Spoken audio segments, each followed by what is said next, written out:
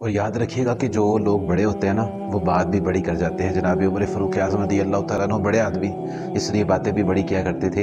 ایک مرتبہ آپ فرمان لیں گے کہ انسانوں کی تین قسمیں، پہلی قسم کے انسان تو وہ ہوتے ہیں کہ جو اپنے معاملات کے اندر مستقل اور مضبوط رائے رکھنے والے ہوتے ہیں، اور فرمایا دوسری قسم کے انسان وہ ہوتے ہیں کہ جو اپنے معاملات کے اندر مستقل اور مضبوط رائے رکھنے والے تو نہیں ہوتے، لیکن وہ مضبوط رائے رکھنے والوں سے مشورہ کر کے اپنے معاملات کو چلاتے ہیں۔ اور فرمایا تیسری قسم کے انسان وہ ہوتے ہیں جو تو نہ خود اپنے معاملات میں مستقل اور مضبوط رائے رکھنے والے ہوتے ہیں اور نہ ہی وہ مضبوط رائے رکھنے والوں سے مشورہ کر کے چلتے ہیں۔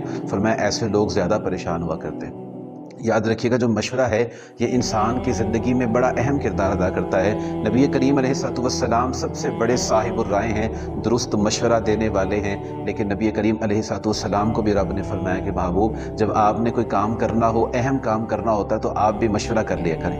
حضور جان رحمت صلی اللہ علیہ وسلم بھی صحابہ کرام سے مشورہ کیا کرتے تھے، اور مشورہ کرنا یہ میرے حضور علیہ السلام کی سنت ہے۔ اور بزرگ فرمایا کرتے تھے کہ مشورہ برکت کی چابی ہے، اس سے غلطی کا امکان کم ہو جاتا ہے۔ آپ دیکھیے جناب امیر المومنین حضرت عمر فاروق اعظم رضی اللہ تعالیٰ عنہ کتنے زیرک اور سمجھدار آدمی ہیں، لیکن پھر بھی آپ اپنے زمانے کے عمر رسیدہ علماء کرام اور نوجوان علماء کرام دونوں سے مشورہ کر کے فیصلہ فرمایا کرتے تھے۔